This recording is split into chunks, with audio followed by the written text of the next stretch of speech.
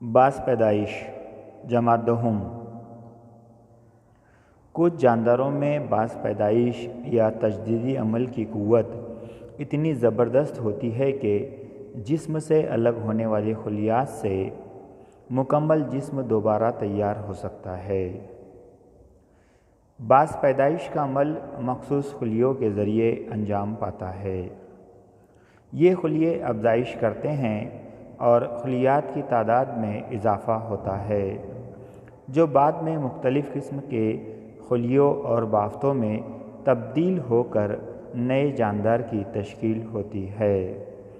मिसाल के तौर पर जब प्लानेरिया बहुत से टुकड़ों में तकसीम हो जाता है तो हर टुकड़ा पूरे एक प्लानेरिया में तब्दील हो जाता है। ये अमल उसी वक्त अंजाम पाता है जब प्लानेरिया के टुकड़े होते हैं। वीडियो में आप देख सकते हैं कि प्लानेरिया के 2 टुकड़े कर दिए हुए हैं।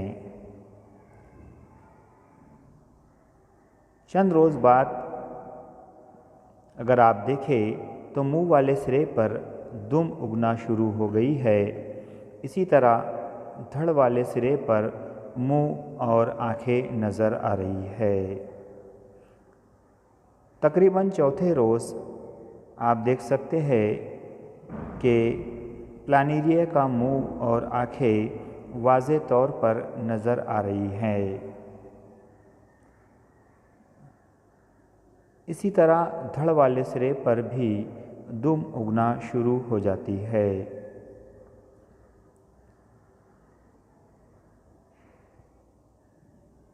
पाँचवें दिन और वाज़े मुंह और आंखें नज़र आती है।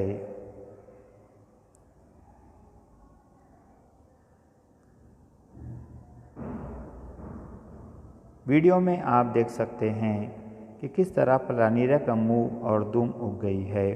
तकरीबन 7 रोज़ में 2 अलग अलग प्लानेरिया तैयार हो जाते हैं।